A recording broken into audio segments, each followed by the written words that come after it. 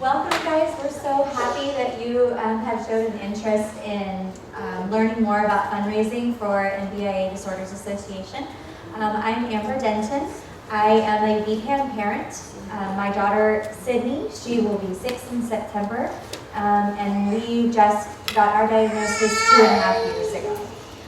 What made me really want to dive into fundraising after our initial grieving period of getting the, shocking diagnosis, I said, what can I do? I knew that there was no cure, there are no treatments, so how can I best help my God? And I knew that what I had to do was get money in the researchers' hands that did, or that could possibly have that future, that cure or those treatments for in the future. So that's why I have just really dived headfirst into fundraising for NBIA Disorders Association, and that's where my heart lies, and I know that I will continue to fight for as long as I possibly can for all of our children here that have NBIA disorders. So today we're just going to talk to you. We have many different families. We have many different families up here that we've decided to highlight because of their various ways that they've done fundraisers. Some have been big, some have been small. I know that you also received a toolkit inside of your the bags that you received whenever you picked up your registration, and that has a lot of really good information in there about doing small activities or doing really large activities. So just a couple, I'm going to start it off with just a few things that I have done to help raise money. One of the easiest ways I've found is just by sharing your story with those around you and in the community, you will be very surprised at how quickly people are to reach out to you and say, how can we help you? I really wasn't actively searching for many of these opportunities. They came to me just by sharing Sydney's story. So these two events, we're partnering with local organizations that we have. We partnered with Kendra Scott and Tips Treats. Both of those people offer charitable events, and they were the one that said, Kendra Scott, I had solicited from them a donation for a silent auction. And they said, yeah, we'll participate, but we'll do even better than that. We have Kendra Scott Gives Back events. If you're interested, here's some information. So it helps them as well as gives back to the charity. I think Kendra Scott gives back to 20% of the total sales during your event. And Tips Treats, they have grand openings. They are really big in Texas, but I know they're expanding across the United States. And every time they have a store grand opening, they will choose a charity. And you just have to present yourself to them and say, hey, we're available. And as long as you have, a 501 form and you raise money for a charitable cause, they will support you. And we were able to raise $5,000 just by being there. We really did nothing. We didn't have to promote the event or anything. We didn't bake any cookies. We didn't have to bake cookies. We ate some freely, but that was a very easy way to fundraise. If you have more time to devote, we have had local benefits. My personal favorite people to link up with are your local bars and grills, because they have a lot of resources at their disposal. So you might think, family event at a bar, I'm not sure. Most of those places will open up during the day and offer family-friendly events. And then they'll either close down and reopen later, or normally they don't have people very much in their doors, in the afternoon hours on the weekends. So they welcome people coming in and doing big events, because that just gives them business as well. So we had, at our event, we had activities for kids and adults. The longer the kids are entertained and happy, the longer the parents will stay and participate in the fundraiser. We also did a big silent auction, and that's how we got many of the other activities, was by trying to get people to donate to the silent auction or the raffle. That got people interested, because every time I would hand out a flyer of information about Sydney and about our other BPAN warriors that we have in Houston. Well, luckily now, as of last year, we've been able to gather our entire BPAN family community that we have, and that includes 6 families in our area, and now we do one really big fundraiser all together. So having that community outreach is crucial for us. You heard me mention in at the session right before this, I also published a children's book called Sydney's Song. You can find it on Amazon. And it is about Sydney's desire to communicate with the world. So this is not a huge fundraiser for us, but it is a big awareness piece. I did put in the back of the book information about BPAN, information about Sydney, and how people can contribute. And the proceeds from this book are donated, split between Sydney and NBIA, the Swords Association. And there's a little thing in the book. Okay. And next is the Orzechowski family. Okay. Good afternoon. Do I need a mic? Yes. Yes. Okay. We're recording this, so that everybody will. Good afternoon. Yeah. My name is Kevin Orzechowski. My wife, Chris Orzechowski, my son Kevin, and Carrie Ann. NBIA. About 2 years ago, we came to our first conference, and really, it was an awareness because you see families that are going through a difficult time, a lot younger than us. There's our age folks, and there's folks older than us that have been coming here. And you get energized because you realize they need a lot of help here.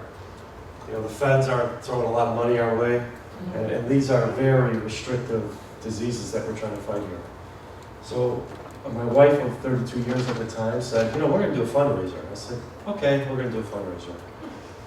Well, we did a fundraiser, and we're crazy, a little bit crazy. It's July in 2017, beautiful day in Chicago, and we signed the contract for January 28, 2018 in the city of Chicago. I don't know if you guys know about Chicago, but normally there's 2 feet of snow that day. We picked that day because it's the week in between the Super Bowl and the playoffs, so there's nothing going on. And whatever deity you believe in supported us 100%. It was 45 degrees and sunny that day. It was a fantastic day. So it started with an idea, and then a friend of mine who's done fundraisers has what he calls his angels, 6 angels that are volunteers. And they're basically like a Pac-Man on a Pac-Man machine going, you give them a task, they're going to do it. So as we did our part, the save the dates, posters in the community throughout restaurants that we go to, our churches, where I work, places like that. So we continued to press and try to get people out there. A lot of folks gave us some just wonderful advice. Volunteers in droves. We did some volunteer meetings in October leading up to January. Kind of, I guess you'd call it like a lunch and learn. They'll tell us what we need to do. We told them what we're looking to do. And lo and behold, invitations were sent out. We ended up getting over 100 raffle baskets, and my only regret was I couldn't apply for these baskets. I mean, these are some pretty good baskets from Cooper's Hawk Winery, Italian restaurants, my neighborhood, pizza places. Any sports ticket you wanted, Cubs, Bears, Sox, Blackhawks, autographed memorabilia. It was unbelievable, and this is people just said, hey, this one's for Carrie and Kevin. Basically, our community who knew us, and we've lived in our community for 17 years. So they saw our kids when they were walking, running in school, and saw them as, unfortunately, the NBIA got a hold of them and they declined a bit. But they were as supportive as ever. I mean, just tremendous people. And they were all in for Carrie and Kevin. The day of the event, we ended up getting, again, you know, my heart fell in my stomach as I'm sitting in this empty room in July thinking, I have to put 200 people in this room in probably the middle part of the winter. So luckily, as I said, everything worked out great for us. We had 2 different bands. Gina Gloxton, who was a top 10 American Idol finalist, was our first band. Then we had a second rock and roll band. I mean, we went all out. We did the bars and the food and all that stuff. And it turned out we had over 280 people at that event. And it helped raise awareness in the community. A lot of additional donations directly to NBIA. And it was just an effort where you can't do it yourself. I guess that's the main thing I just want to express to all of you. Don't think you're going to go in there and do everything. You need support, you need help. Reach out to people who do it with you. And it doesn't have to be a major event. I mean, we did a small golf outing last year, our first one, our inaugural golf outing. 16 participants. It was something to give to NBIA. We're looking to do another one this year. We're looking for more people, certainly, but it's a start. Anything you could do to help NBIA, whatever, MPAN, BPAN, PCAN, whatever your affliction is, do something. But don't be afraid to do it, because I was afraid to cat. I was afraid to do it, okay? But my 5'1" wife, who I'm scared to death of, got me to do it, and it was amazing. Just the outpouring of love for my kids was tremendous, but just her attitude on getting it done, and her confidence is unbelievable. And to this day, it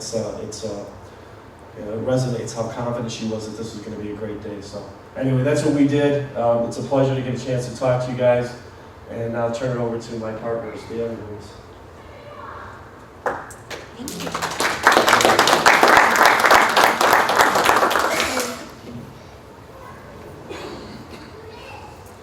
Okay, the Engblom family is not here with us right now, but I'm going to share just a few things that they have done. And I'm sure they would not mind you reaching out to them if you want to know more information about their benefits and their fundraising efforts. They also had a golf outing, and they had also tons of raffle baskets, similar to how you would see here with our raffle and silent auction. They also had a car wash here, so you can do very simple things. It doesn't. Right in front of you. Thanks. Like we said, it doesn't have to be anything huge. It can be anything, something that's small or something that is, time consuming, with gathering raffle items or gathering silent auction items. That does take a long time if you're planning on doing something like that. I suggest you do that at least 30 days to 60 days out. Many corporations that you request raffle items or silent auction items from will require at least 30 days notice, and they require you to fill out a form that just gives information on where your donation is going to go. So if you're wanting to do something like this, do not procrastinate in that area, because you'll have a lot of people telling you no, especially if you're looking for big ticket items. So now the McBurneys.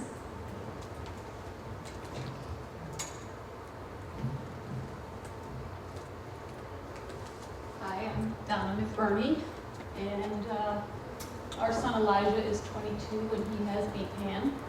Could you speak forward? Sure.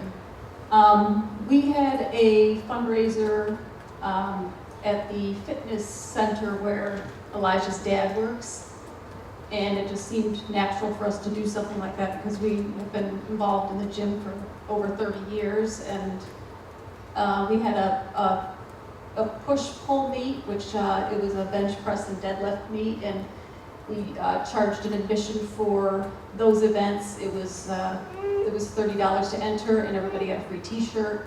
We had fitness classes that were $20 to participate in, and we had a bake sale that all the baked goods were donated, and we sold those to people. There were spinning classes, and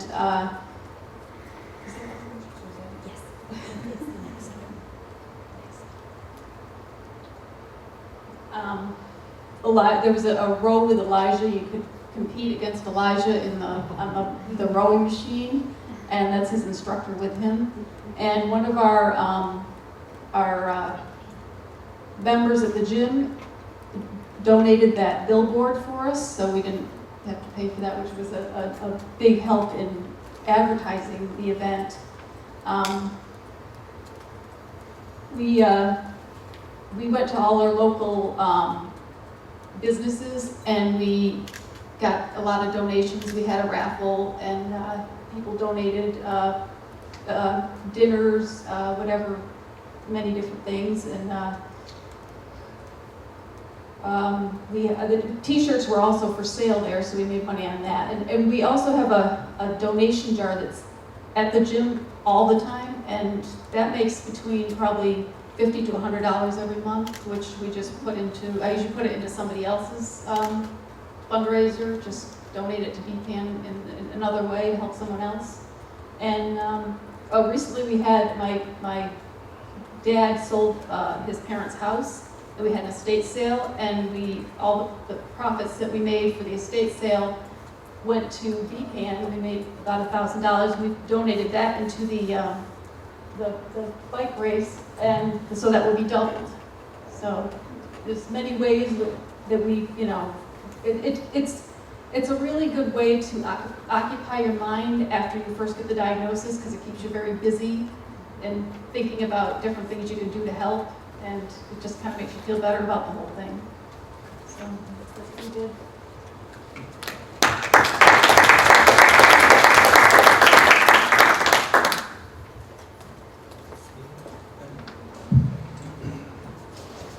Okay, my name is Paul Stronsky, and this is our daughter Quinn, who is almost 5 years old, and she has BPAN.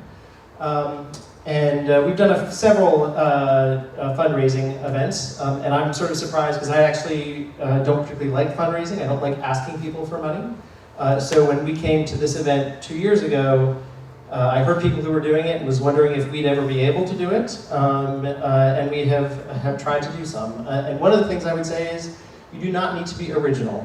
There's a Kendra Scott jewelry store about 5 miles from our house. We saw that the Dentons did one in Texas, so we did another one in Virginia. The gods were not good for us that day. It was the first big snowstorm in Virginia in a very long time. We had people who didn't show up, unfortunately. But those people who didn't show up made a donation directly to NBIA. And we still had a full crowd, so the store was full, and I think we made a couple $1,000 out of that. $8,000. What's that? 8,000. Between that and the people who didn't Afterwards, yeah. Oh, afterwards. But did it because you promoted it? Because we promoted it, yeah. Okay, so that's 8,000, more than I thought. So that's good. The other thing is we did a lot on social media. I'm a pretty private person. I don't like talking about myself. I have to do it for work. So my personal stuff, I don't like to do that. I particularly am very protective of our daughter. So it was very hard for me to tell everybody in the world, people I haven't seen in 30 years on Facebook, about her problems. But one of the things that shocked me is how generous, again, everybody was. People I went to first grade with, who I haven't seen in years, heard the story and donated $25. Many of them also spread it out. So then their parents, who knew my parents, gave a little bit. And my wife, Christine, who's in the back, did the same thing. And it was actually really quite nice to sort of reconnect with all of those people. We have a Facebook group where we chronicle what is going on, her struggles every day, both the ups and the downs, and what it is like to be like us. Anybody who's donated to any one of our fundraisers, we've added to that. That has, I think, helped people come back and donate again. So that has been helpful as well. Another thing that I think we've learned is you need to space your fundraisers. So you don't want to have 3 in a 3-month period, but 6 months or a year out, so you don't overwhelm people. People can only give so much, and I think our very first fundraiser, we got a lot of money, and it's a little bit harder to get it again, just because people can be so generous. So I think if you space them out, that is helpful. Another thing that my wife did and my wife's family did is her cousin, her Aunt Betty, passed away on Christmas Day last year. And we got a phone call from Christine's cousins saying, would it be okay, instead of flowers, if they could have everyone donate to the NBIA Disorders Association? We said, of course. We put them in touch with Colleen, and over $10,000 came in that way as well. So, and that was very easy, and Colleen was great because she then told us the names of everybody who donated in her honor. We then passed that information over to her cousin, who could then thank everybody for their generosity. So that was quite easy. And then the last thing that we do, and I think this has now become a family tradition, is this $1 Million Bike Ride in Pennsylvania. It's run by the UPenn Orphan Disease Center. UPenn matches the donations that you give, and it is not just the donations that we are raising, but there's a set time period from March to June. So the money that is raised for BPAN, whether it is a fundraiser that's done in Texas or the people who are running and racing in Philadelphia, the University of Pennsylvania will match that donation. What is nice about that event is kind of like here, you learn about what it's like to live with other rare diseases, and everybody who's there kind of understands you, so there's a lot of interaction. And we basically make this a family reunion. I invite my cousins, everybody's from Virginia all the way up to New York, and we try to convene as many people as we can. And this, if anybody lives in that general area, we can always use help, because in order to qualify for this, you need to be able to fundraise, you need to have bikers, and you need to have volunteers. So even if you can't bike ride, you can help us do that. You can also help us do that by sending out the link to people you know, because anything that comes in will be matched. And then UPenn with the NBIA Disorders Association then goes through, puts out an RFP, which the NBIA Disorders Association writes. And then UPenn, with some input from the scientific community of the NBIA Disorders Association, determines which organizations get the grants. And within just a matter of months, all research had begun on what we did last year. The race is next week, so if anybody wants information on it, just let me know. We have about a few other families that are riding as well.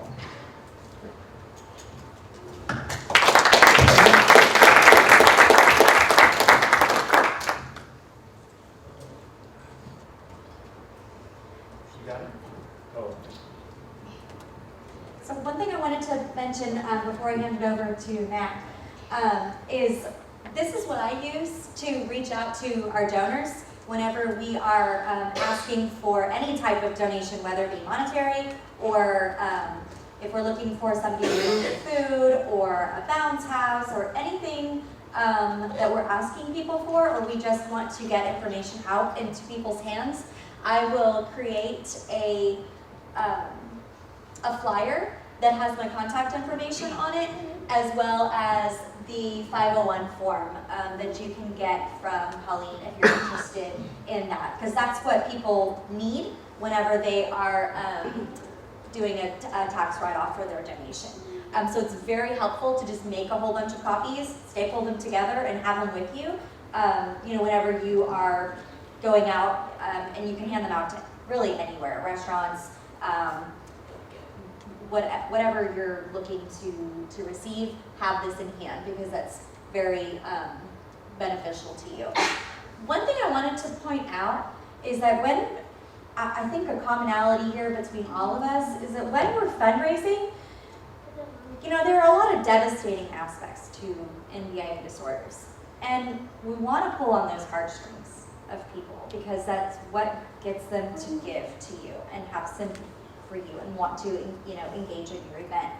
But at the same time, we want to approach these fundraisers with as much positivity as we can.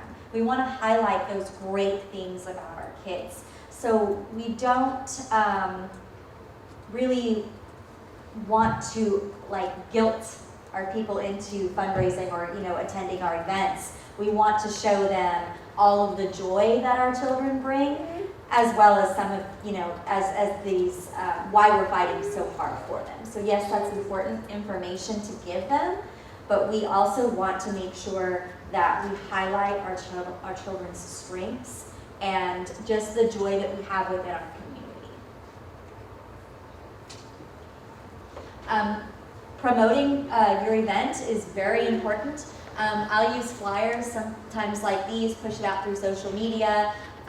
We've contacted the news for small stories and big stories. So we've gone from a 30-second quick couch segment to a 2.5-minute long story that was said in our home. I've also done talk radio through, I forget. Sam Malone. Who was? Sam Malone, thank you. The Sam Malone show. Radio is actually kind of the way to go, I think, for me, because I was able to really sit on my bed, in my pajamas, write everything down that I knew I wanted to say, and I was able to kind of talk myself through it, and it wasn't so nerve-wracking as being in front of the live camera. So if you're nervous about that, radio's the way to promote your event. I'll hand it over to Matt. All right. So I'm Matt Ritzman. I'm the chair of the development committee, and I've been the chair for 2 years now. As of I think today. The only chair you've ever had, because this was the newly created committee after 2 years ago. Right. And it's been totally eye-opening for me. My wife is the one who balances the checkbook, and I barely know actually how much money I make, because she's the one who opens the whatever that is that tells you how much money you make that comes each month.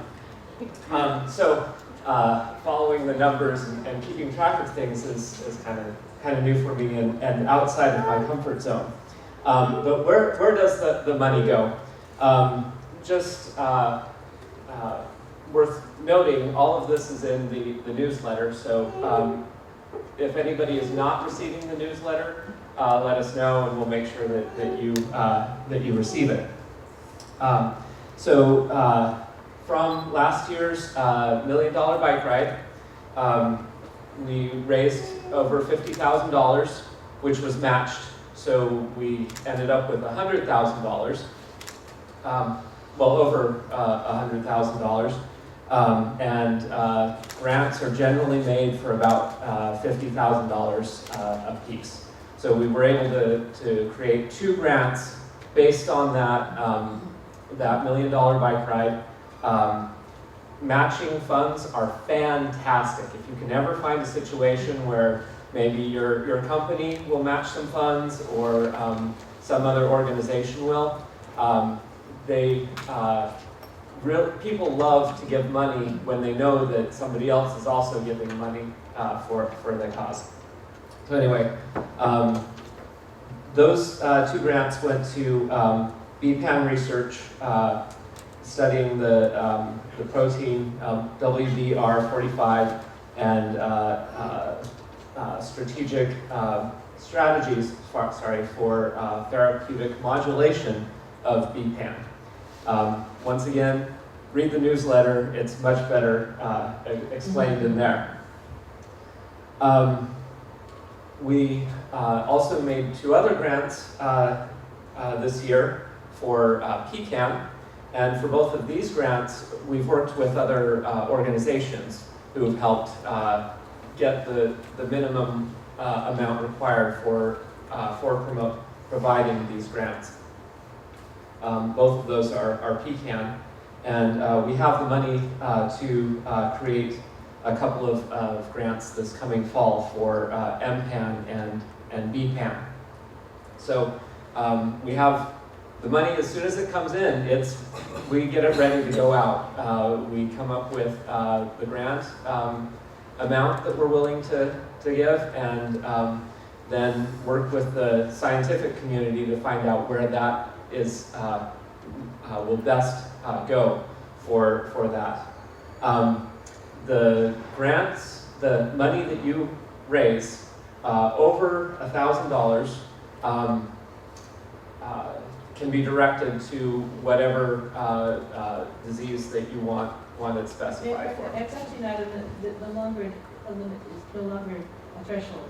Oh, Because that's really we have- nice of you. Because we have campaigns in Salsa Engage that allow anybody who makes a donation to one of the campaigns, like if it's an MPAN campaign or PCAN campaign, or in the case of, for your family, the PLAN, INAD campaign, that money, within the hour that that donation is made, it's in price. Okay. So it just, so we were able to reduce some of the paperwork challenges of keeping track, and so that threshold is no longer applying. Oh, excellent. Okay, so And we because also- you didn't have the microphone, I'm going I'm to sorry. repeat it. Well, Unless you want the Well, microphone. and you can tell about the Providing Hope campaign, which is I the will. other services. on the That's next also slide. one of the- Okay. Sorry. I haven't been committed up there. Okay. Been- Breaking news. It isn't just $1,000 and above. And I'll talk more about the Salsa Engage stuff that'll direct the money immediately to the direction that you want the money to go. Yes, so Salsa Engage, for those of you who have been around for a while, we had First Giving pages that are your personal pages for fundraising for your child for your disorder. We're moving off of that, so if you're still using your First Giving page, it's time to get off of it. We're no longer paying for that service after the end of this month. So we'll help you get moved to the new platform, which is Salsa Engage. It's the same idea, just works better with the rest of the software that we have in the office and makes it possible to direct the campaign funds to a particular disorder immediately. So, Salsa Engage, okay.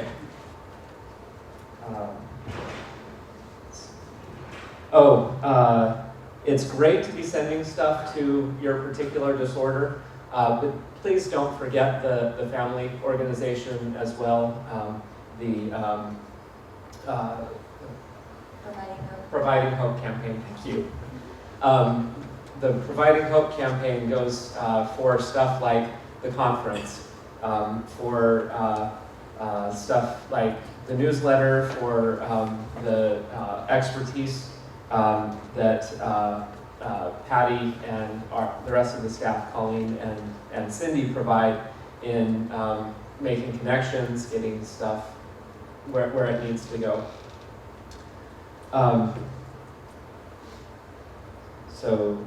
Okay. Oh, thank you. You're ahead of me. Awesome. The final thing that I have is that there's a lot of stuff that is really helpful for a fundraiser, and the NBIA Disorders Association will give a lot of that stuff to you or rent it to you. Rent is not the right word. Check out, more like a library than money-making service. So there are the NBIA pins that are provided, kind of that you can use in whatever way you like. They can be given as thank you gifts for donors, or you can have them to note who you are on your badge. There are also banners that are useful, so we have a big banner that says NBIA Disorders Association on it, so it'll let people know where your fundraiser is and who you are very quickly and easily. We also have a PowerPoint that is available. Oh, the squares. Okay, I like squares. It's a little shape. They're the squares are the thing to slide your credit card on, so that you can take donations very quickly and easily. And I guess it's pretty easy to run those. Yes, it's very easy. You just download it on your phone or iPad or anything, any mobile device, and you download the app, plug it into your phone, and you can. We have written directions and Cindy's available to help. Yes. Okay. And then the toolkit that came with your packet will also be discussed later this week. So there are other suggestions in there that are worth looking at. And then finally, if you have anything that would be very helpful for you in your fundraisers that we could see a reason to have around, let us know. And we have a budget for this sort of thing, so we can get it. And that's all for me.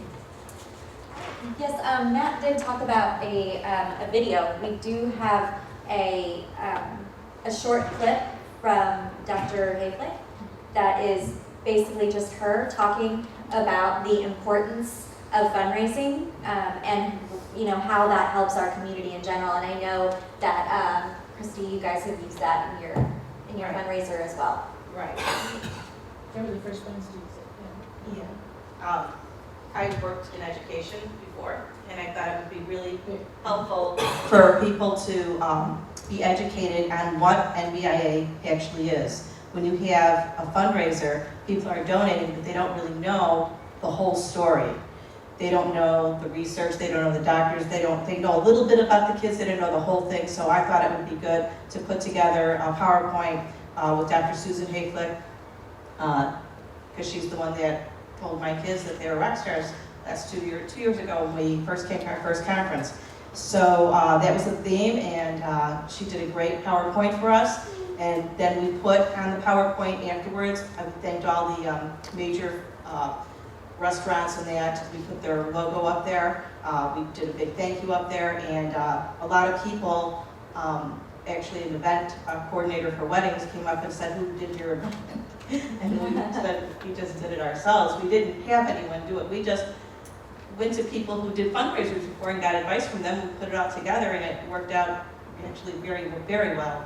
And they really liked the signage of NBIA. Like, we had the banners, we had the educational thing, we gave out lanyards that had NBIA on them when people walked through the door. So we kind of promoted NBIA. And I just want to say one little thing. I have a real raspy voice, that's why I didn't want to speak before. But I just thought one little way you can donate to NBIA. If you shop Amazon online, if you go to Amazon Smile, NBIA is a charity, registered charity, that you can make your purchases through that. And the money, that whatever percentage, I don't even know what it is, but it actually just goes right to NBIA, like at Christmas time and things. It helped when I told my volunteers about that. They didn't know, and then they passed it on to others, and so on and so forth. It's a little thing, but it can add up if you keep passing the word on. So just want to let you know. I checked the account a couple days ago, how much had been donated both by us, and it was, I don't know, $50 or something over the last couple of years, not a whole lot. It was several $1,000s from everybody donating together. Yes. So if everybody just buys, Amazon donates, Every purchase, yeah, every purchase. So. But you have to do it at the smile.amazon.com It's website. in the toolkit. Okay. But it's the same prices, same everything as Amazon. If you have a Prime account, that works too.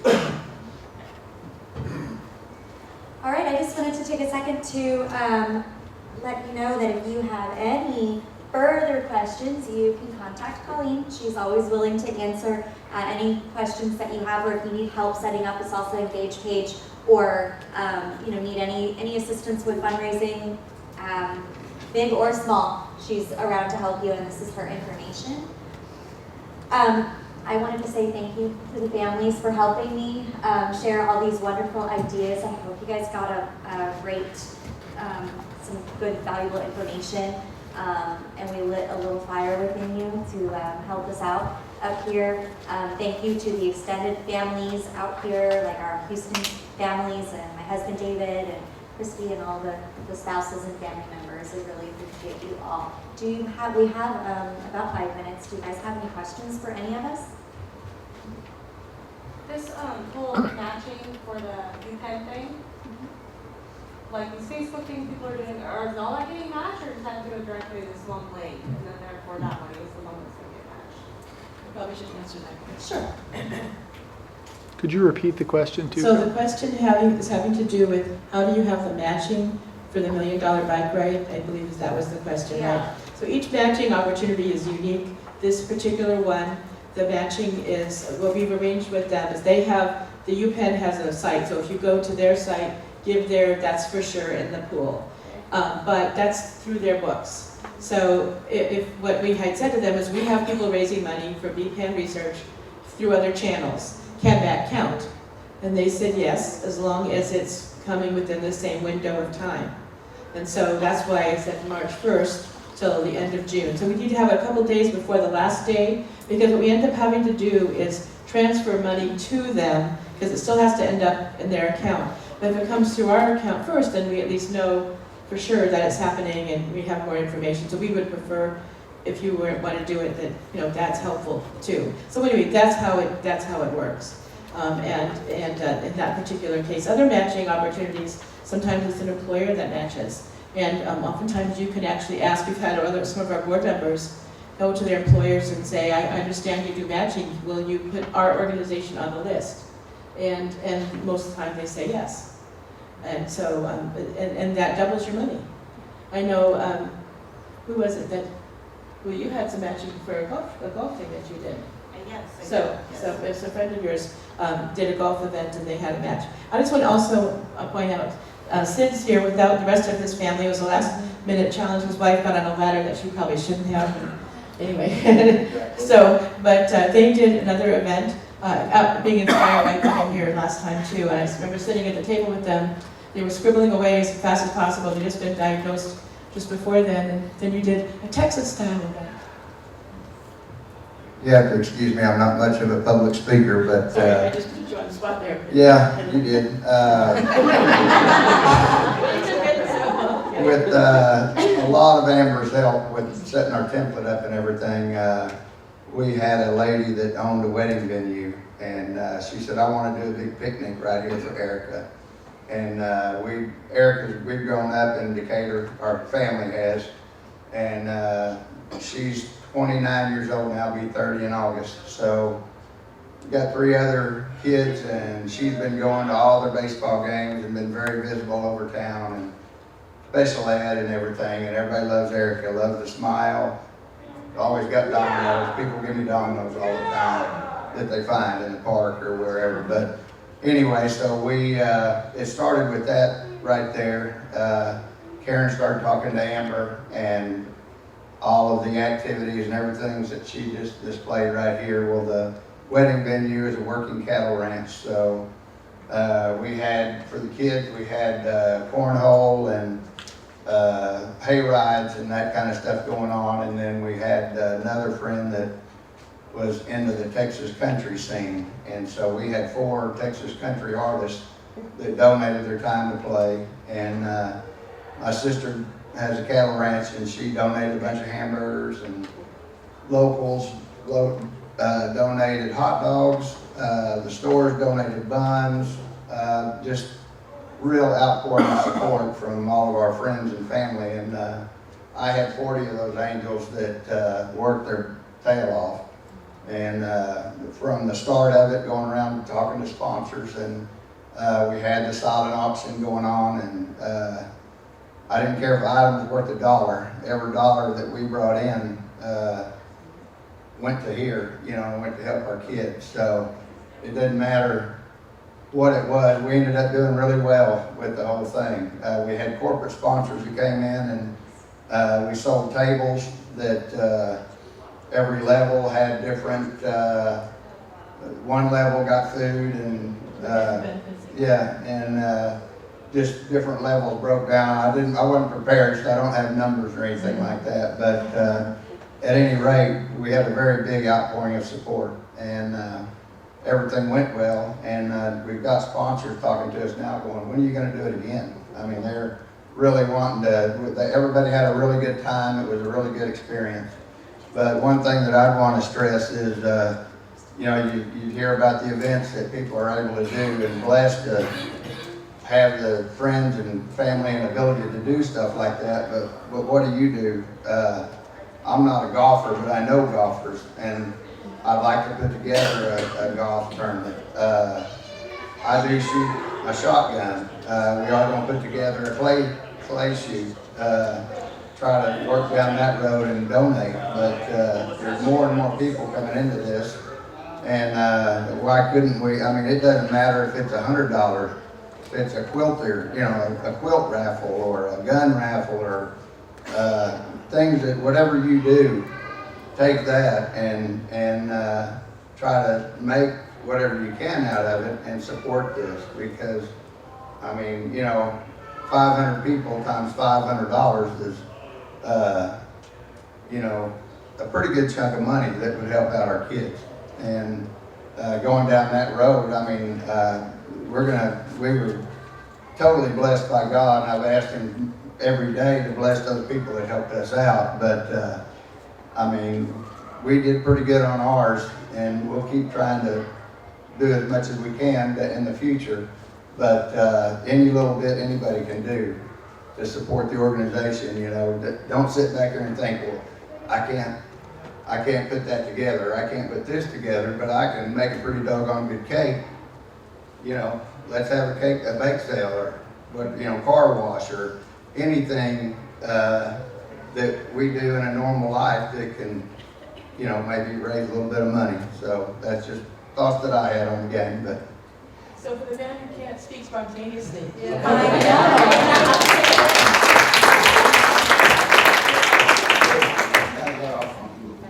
Thank you for sharing, Sid. Any other questions? I'm sure that any of us would be willing to answer any questions privately. You can reach out to us on Facebook or here throughout the conference, so we'd be more than happy to. Everybody has contact information in your folders too. Everybody's Yes. here, so. Yes. So please reach out if you have any questions. We're more than happy to help. Thank you.